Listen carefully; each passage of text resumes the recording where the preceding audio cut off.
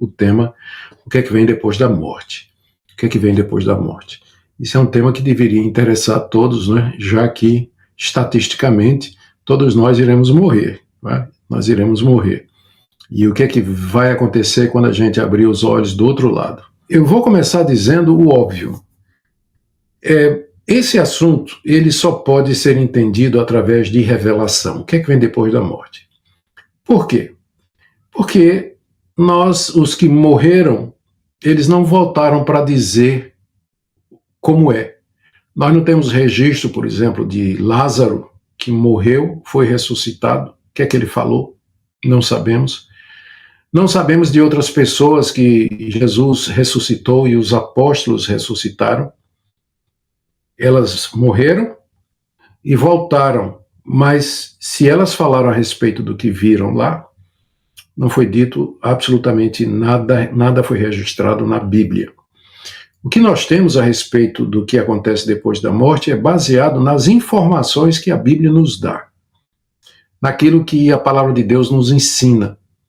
É nisso que nós vamos basear a nossa aula, porque nós não temos outra fonte de informação sobre esse assunto, o que é que vem depois da morte. Existe um véu sobre isso, de maneira que nós dependemos daquilo que nos é revelado por Deus, não em qualquer lugar. Quando eu digo revelação, não estou falando de sonhos, visões e revelações, eu estou falando daquilo que Deus revelou e que foi registrado de maneira infalível na palavra de Deus. Tá certo? Então vamos lá. Bom, eu vou começar falando da realidade da morte. Deus nos criou corpo e alma / espírito. Aqui eu vou considerar que alma e espírito é a mesma coisa.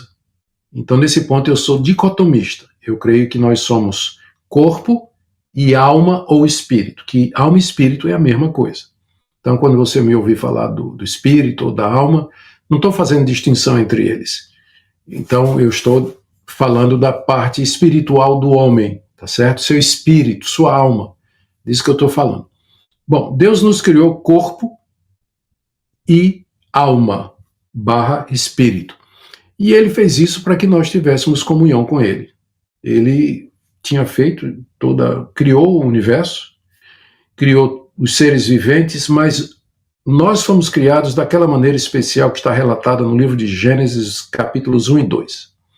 Feitos à imagem e semelhança de Deus, Deus soprou no boneco de barro e ele foi feito alma vivente. Né? O Espírito de Deus nos fez alma vivente. Bom, aqui, e assim o homem, ele é corpo e alma, espírito, formando uma unidade complexa, uma única pessoa. Então nós somos, de fato, temos uma dimensão material, nosso corpo, e uma dimensão espiritual, nosso espírito, que habita no nosso corpo. Na verdade, faz uma unidade. Nós somos uma unidade formada do corpo e da alma ou espírito. Isso aqui é importante você lembrar, não é?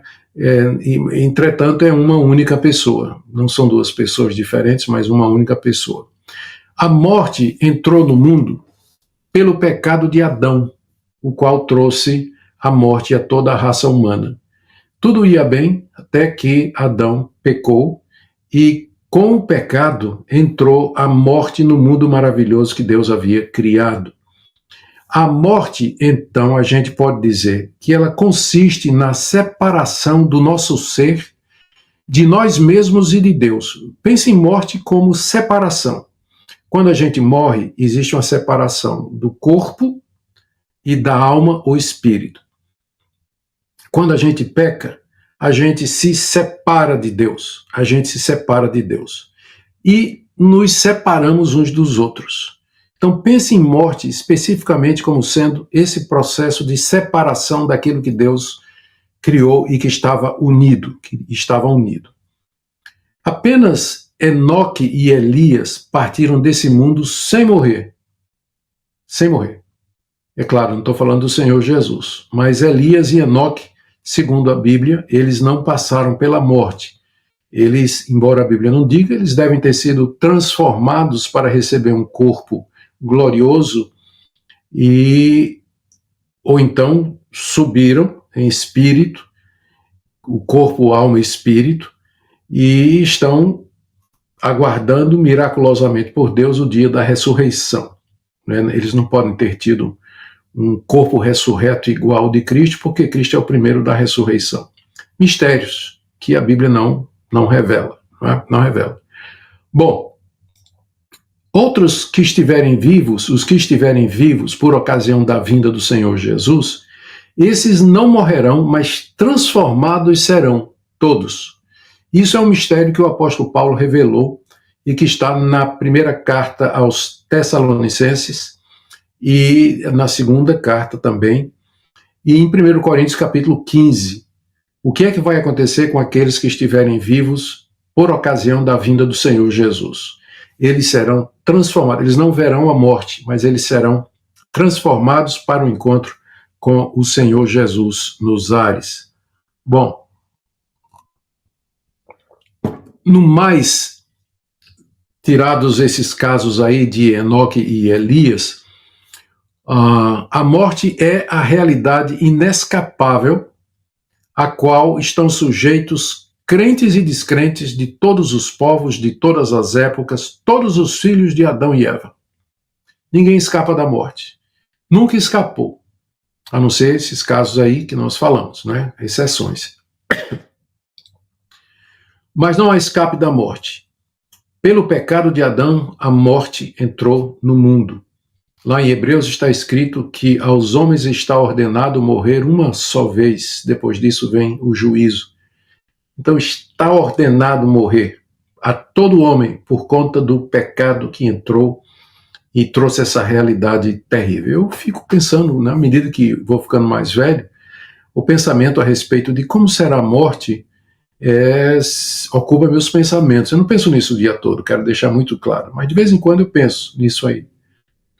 E eu fico imaginando como vai ser na hora de morrer, se vai ficar tudo escuro, se vai ter uma luz. A gente tem relatos aí de pessoas que na hora da morte dizem que estão vendo uma luz, que estão vendo Cristo chegando. Estevão mesmo, na hora que ele estava morrendo, está lá no livro de Atos, capítulo 7, finalzinho, ele estava morrendo, apedrejado, e então levantou os olhos, olhou para o céu e disse: estou vendo os céus abertos e o Filho do Homem, que é Cristo, sentado, aliás, em pé à direita de Deus. Ele teve uma visão de Cristo. Geralmente, quando se fala de Cristo glorificado, diz que ele está sentado à direita de Deus Pai. Mas Estevão o viu em pé, provavelmente porque o Salvador estava em pé para receber o seu servo, a sua testemunha. Que pensamento maravilhoso. Eu não sei o que vai acontecer exatamente, né? Mas uma coisa eu sei. Nós todos vamos morrer, e a morte é a separação, aliás, eu devia fazer assim, a morte é a separação não natural do corpo, da alma / espírito. Bom, o que é que acontece com o corpo por ocasião da morte? Em termos bíblicos, a alma sai do corpo e assim o corpo morre. A morte física consiste nessa separação entre a alma e o corpo. E sem a alma, o corpo morre e ele se decompõe. Assim como o corpo, é o argumento de Tiago lá no capítulo 2, o corpo sem o espírito está morto. Tiago diz isso. E é isso que a morte significa. É quando a alma ou o espírito, ele sai do nosso corpo e o corpo morre. Ele morre. É a ausência do espírito. Da mesma forma que nós nos tornamos criaturas, almas viventes, com o sopro de Deus, como está lá escrito em Gênesis, nós morremos quando esse sopro, o espírito sai. Então, é isso que vai acontecer. Sem a alma, o corpo morre e se decompõe. E aí, eventualmente, ele vira pó e volta para onde ele foi tirado, conforme está lá em Gênesis 3, o castigo que Deus aplicou ao homem depois dele ter pecado, que foi: tu és pó e ao pó voltarás. Tu és pó. É isso que nós somos sem a alma. Nós somos pó. E quando ela sai, a gente volta para o pó e que foi de lá que nós somos tirados, conforme está lá em Gênesis capítulo 3. No caso de pessoas que foram cremadas e não sepultadas, o efeito no corpo é o mesmo. Mesmo que a pessoa seja reduzida a cinzas, se a pessoa for reduzida a cinzas, se cumpre. Está escrito, você tornará em pó. Então, tanto faz o sepultamento e apodrecer, se decompor lá na sepultura, tanto faz ser cremado. E se você me pergunta qual dos dois é o modo certo de enterrar os mortos, né, de sepultar os mortos, ou o que fazer com o corpo dos crentes, a Bíblia não proíbe a cremação. Mas alguns dizem, mas como vai ser na ressurreição? Né? Como é que vai ter ressurreição? Pessoa que mandou que queria ser cremada depois da sua morte e as cinzas espalhadas no rio, jogadas no rio, por exemplo. Deus, que do nada fez tudo o que existe, vai trazer as partículas, vai trazer tudo que estava relacionado com esse corpo, milhões de anos é exagero, não sei quanto tempo, Deus vai trazer de volta e colocar na forma de um corpo. Que tipo de corpo a gente vai ver daqui a pouco. Então, não há nada na Bíblia que proíba a cremação. Mas eu diria que, contudo, o sepultamento é a prática mais comum por causa do simbolismo da terra, do corpo sendo plantado na terra como uma semente que vai brotar, né, indicando a ressurreição dos mortos. Eu não estou dizendo que a forma bíblica é sepultamento na terra. Pode ser sepultamento, cremação. Eu estou dizendo que o sepultamento ele está mais alinhado, ele reflete melhor como a Bíblia vê a morte dos crentes. É como uma semente, o corpo é como uma semente que é plantada e que vai brotar, indicando a ressurreição futura dos mortos em que nós acreditamos. Bom, nós já vimos o que é que acontece com o corpo depois da morte. Não é? Ele vai para o pó, de um jeito ou de outro. Sem o espírito, ele está morto. Mas e para onde vai o espírito, ou a alma? Não é? O que é que acontece com a alma? Lembra do que eu falei? Quando eu falo alma, mesma coisa de espírito. Quando eu falo espírito, é a mesma coisa da alma. Eu sou dicotomista, se você quiser saber minha posição. Então, quando eu digo alma, é a mesma coisa de espírito e vice-versa. Bom, o que é que acontece na alma? O que é que acontece com a alma na morte? Bom, ao contrário do corpo, a alma é imortal. Ela não pode morrer. O corpo morre, apodrece, se decompõe, vira pó. A alma, porém, não pode morrer. Ela não é eterna. Houve um momento em que ela foi criada por Deus. Eu creio que a alma é transmitida de pessoa para pessoa, de pai para filho, pela geração ordinária. Tem muitas ideias a respeito disso e não é meu ponto nessa noite. Mas o que eu quero dizer é que qualquer que seja a maneira pela qual nós recebemos a nossa alma, do nosso pai, da nossa mãe, de qualquer maneira, ela não é imortal, porque houve um momento que ela não existia, mas depois que ela foi criada, ela não pode morrer. Por quê? Porque ela veio do sopro de Deus no homem e, portanto, ela é imortal. E não somente imortal, mas ela é consciente de si mesma para sempre. Ela é consciente de si mesma para sempre. Já pensou nisso?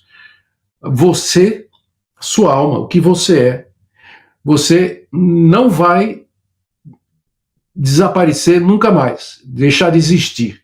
Né? Você, nesse sentido, vai viver para sempre. E você vai estar consciente o tempo todo o tempo que existir, eternidade afora, de tudo que aconteceu.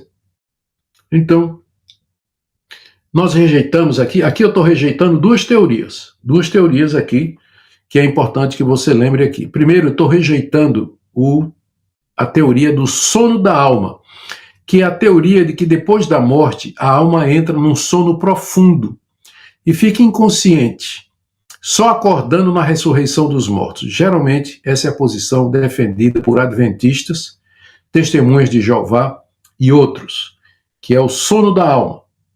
E a outra posição aqui que nós estamos rejeitando é a aniquilação da alma. Essa teoria diz que a alma morre, isso é, ela deixa de existir após separar-se do corpo.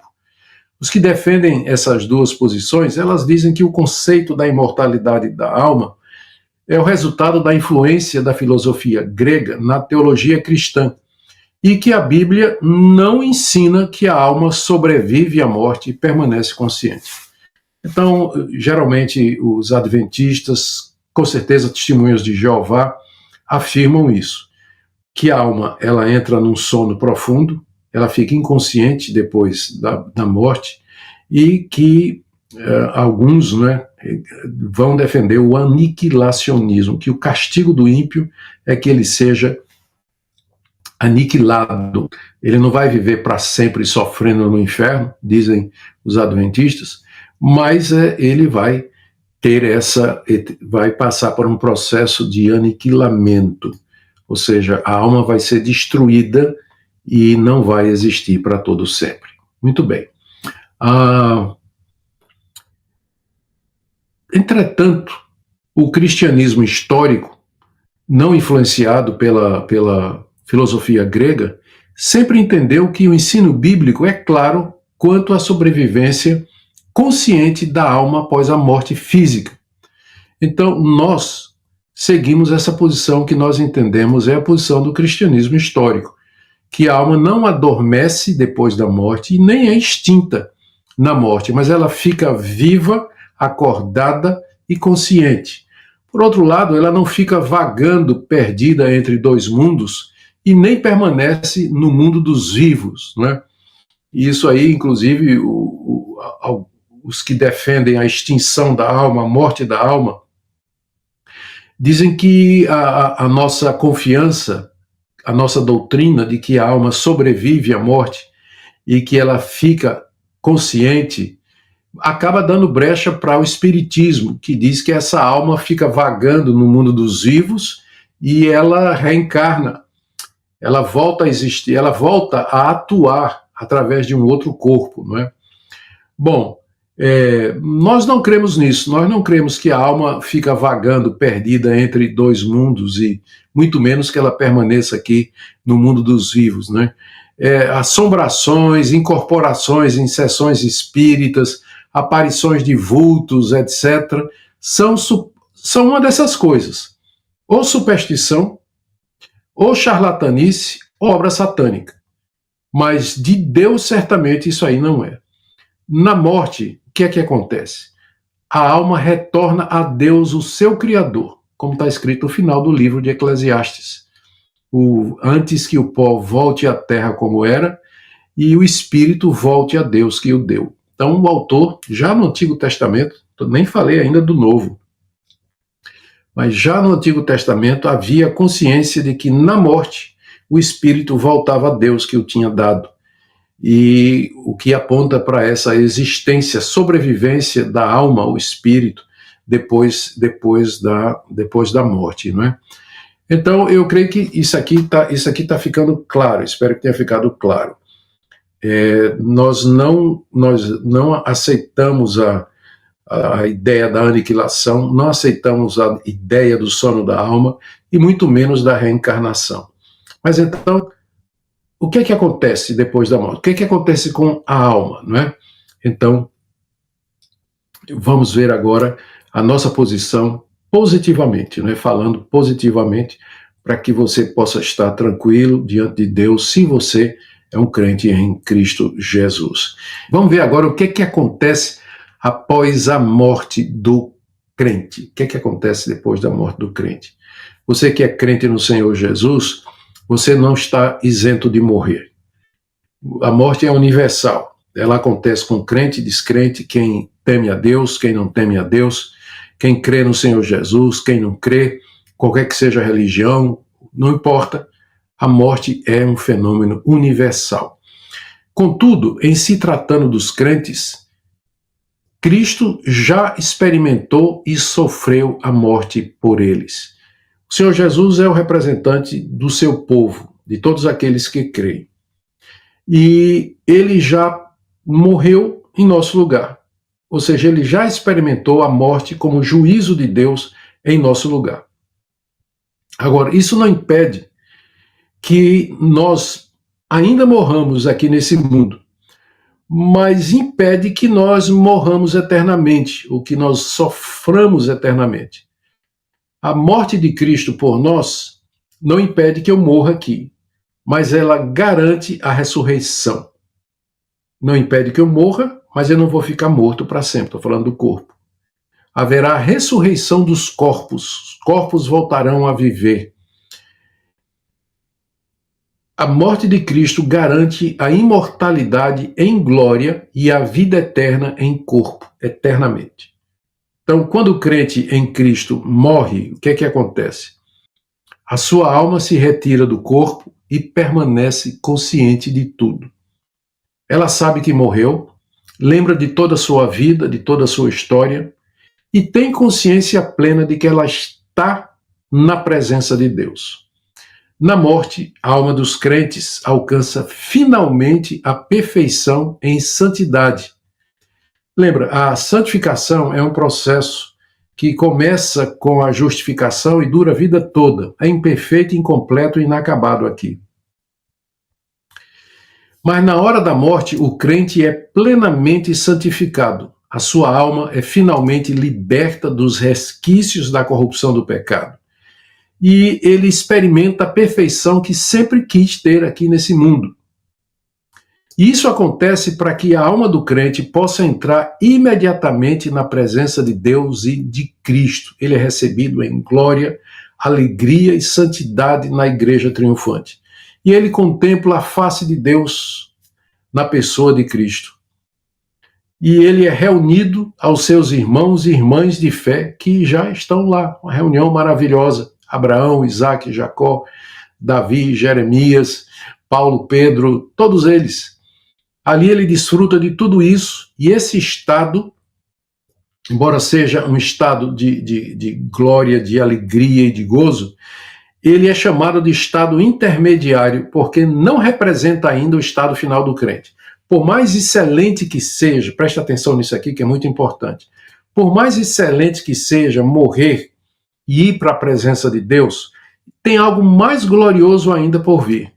No céu, nós aguardamos a ressurreição dos mortos, que vai ocorrer quando Cristo retornar em glória a esse mundo. E nessa ocasião, os corpos dos crentes serão plenamente redimidos pela ressurreição. É isso que vai acontecer com os crentes quando eles morrem. Quando eu falo crente, eu me refiro ao crente em Cristo Jesus, aquele que crê que o Senhor Jesus é o Filho de Deus, único e suficiente Salvador, e que sua morte é suficiente para pagar os nossos pecados. Você confia nisso, saiba que depois que você morrer, você vai imediatamente para a presença de Cristo. E lá você vai gozar de uma alegria indizível e cheia de glória, aguardando a ressurreição dos mortos até o dia em que Cristo vier, para transformar os nossos corpos. Essa foi a esperança do apóstolo Paulo. Ele disse: tem o desejo de morrer e estar com Cristo, que é muito, muito melhor. Na história do rico e Lázaro, lá no Evangelho de Lucas, Jesus contou que quando Lázaro morreu, ele entrou imediatamente na presença do Pai, lá no seio de Abraão, um outro nome que é dado no Antigo Testamento para a presença de Deus. Paulo declarou em outra ocasião que ele tinha desejo de partir e estar com Cristo. Eu já mencionei isso aí. Também ele diz em 2 Coríntios, nos capítulos 3 a 4, ali ele fala que o nosso homem exterior se destrói, mas o interior se renova, e que quando o nosso corpo se destruir, aqui nós temos de Deus uma casa não feita por mãos, eterna nos céus.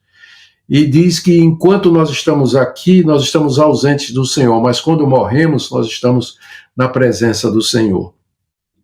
Então, queridos, lá no livro de Apocalipse, João viu a alma daqueles que morreram e que morreram por Cristo e que estavam lá no céu aguardando o dia da ressurreição. Isso aqui é o que acontece com o crente depois da sua morte. Ele não fica inconsciente, a morte não, sua alma não é extinta, ele não fica vagando por aí entre mundos,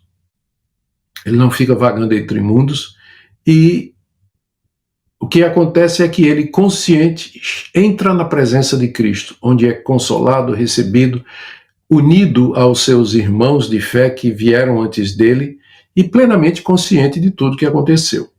Aí você me pergunta, mas como é que pode ser isso se ele tem consciência? Ele não vai lembrar de quem ele amou e que foi para o inferno, que rejeitou a Cristo? Sim, ele vai lembrar.